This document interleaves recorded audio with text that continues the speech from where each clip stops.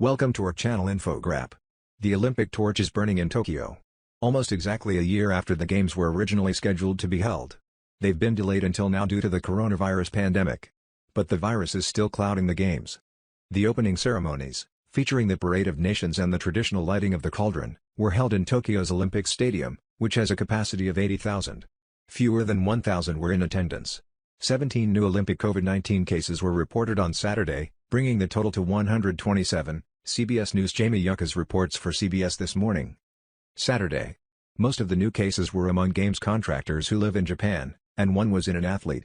Of the 127 total cases, 14 have been among athletes, the Associated Press reported. The news of the new infections came just hours after the opening ceremony that ended with Japanese tennis star Naomi Osaka lighting the Olympic cauldron. On Twitter, she called it undoubtedly the greatest athletic achievement and honor I will ever have in my life.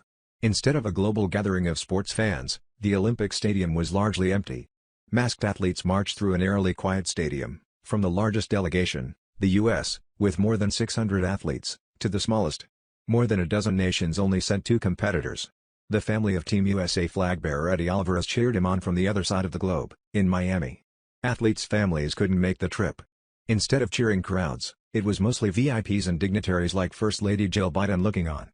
International Olympic Committee President Thomas Bach opened the Games by trying to put the pandemic in the past. Today is a moment of hope. Yes, it is very different from what all of us had imagined, Bach said. But finally we are all here together. That message of solidarity, however, didn't play on the streets. Protesters lined Tokyo, calling for the Games to be cancelled amid rising COVID cases. A recent poll shows more than half of Japanese citizens oppose the Games going forward. Tokyo has been under a state of emergency since July 12. And the number of new daily cases has sharply climbed since then.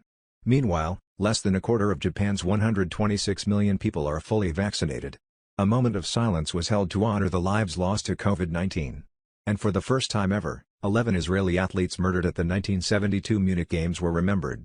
The competitions now begin in earnest, including new Olympic sports like surfing, skateboarding, and 3-on-3 basketball, which begins Saturday.